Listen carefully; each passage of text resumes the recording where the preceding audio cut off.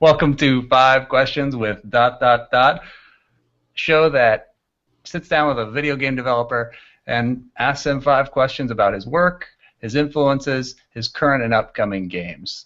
My name's Kevin King. I co-host a podcast called One More Turn with Jim Staholski. And this week we're talking with Daniel Bucci? Bucci.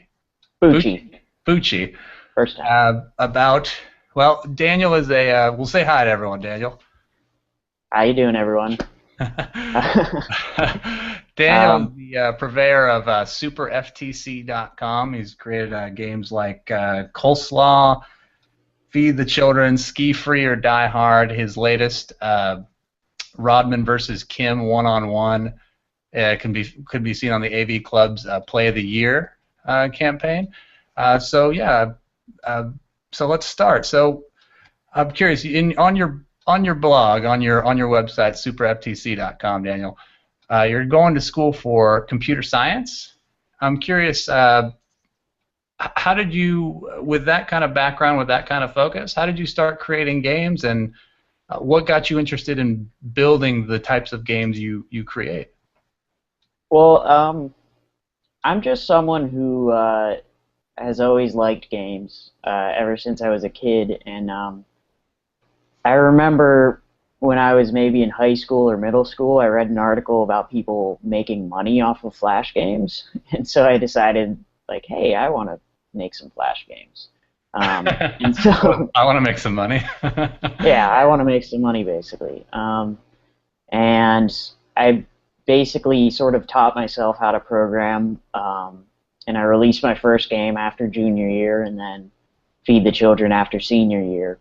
And just, I really liked programming, and it was something that I figured I would want to go to school for. So it was really kind of, I learned how to play games first, and then I decided computer science would be a cool thing to study. So so I got there.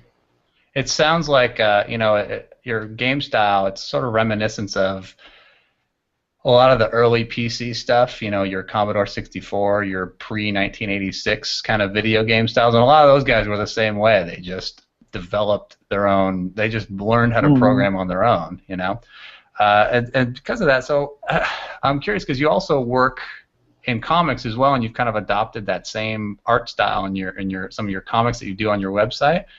Can you kind of describe what drew you to both that kind of older 8-bit style in both your gaming and in your comic work?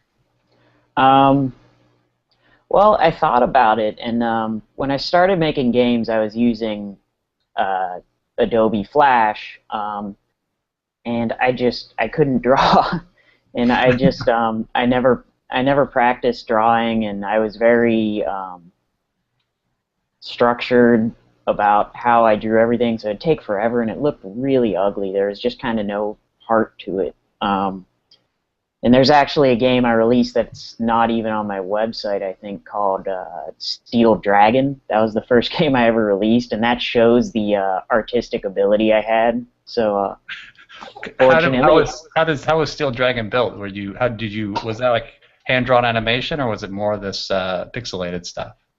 It was pretty much shapes. I mean, entirely shapes. It was drawn in Flash, so it was not pixelated at all.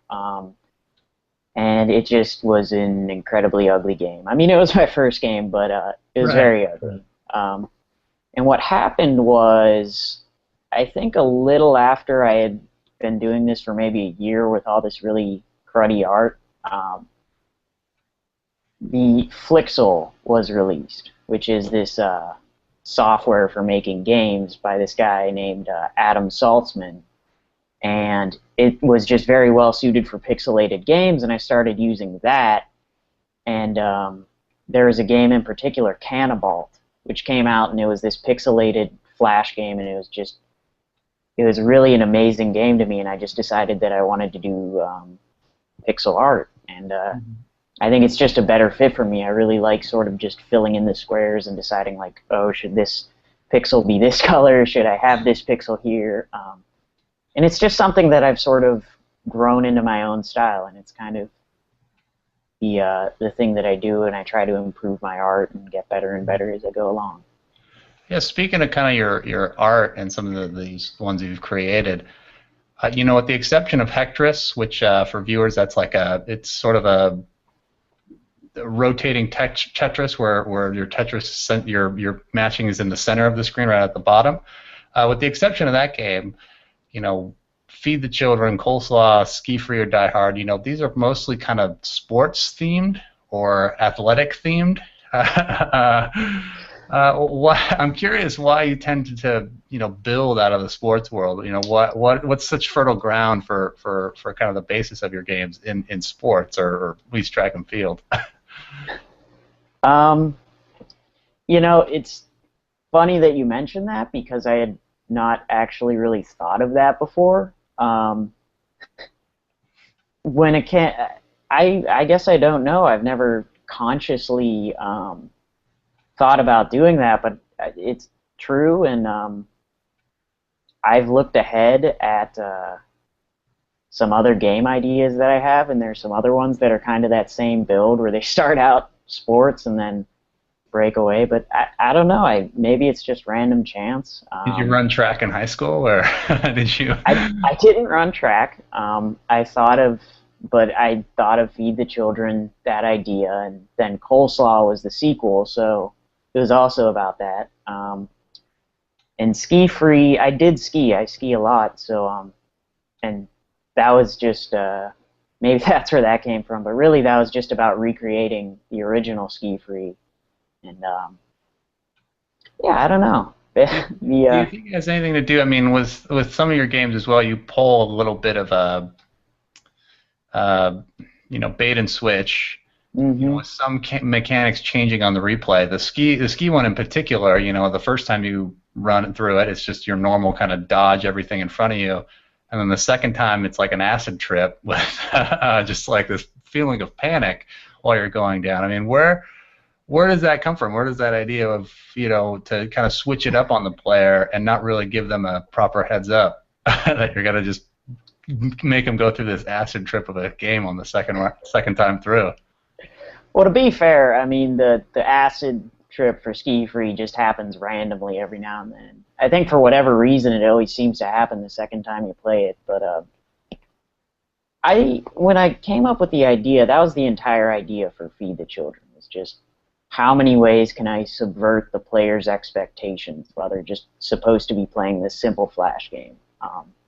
And that was very successful, and I think a lot of people really liked it, and I liked it, and I think it was just at that point I really started to like the idea of sort of subverting people's expectations and trying to...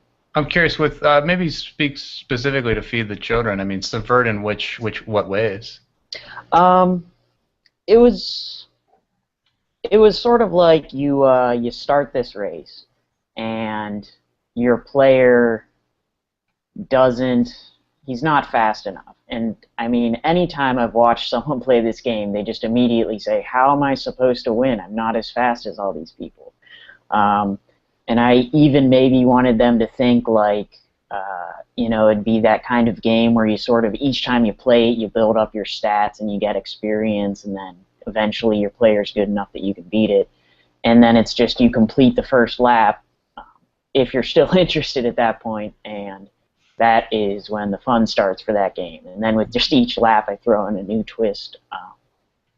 I recall on my playthrough of it the when you get the gun, and so you think like, oh, I'm gonna, you know, use this gun to win, and then no, you're a very real world consequence comes of that, like from doing that, you get, you know, kind of attacked, you know.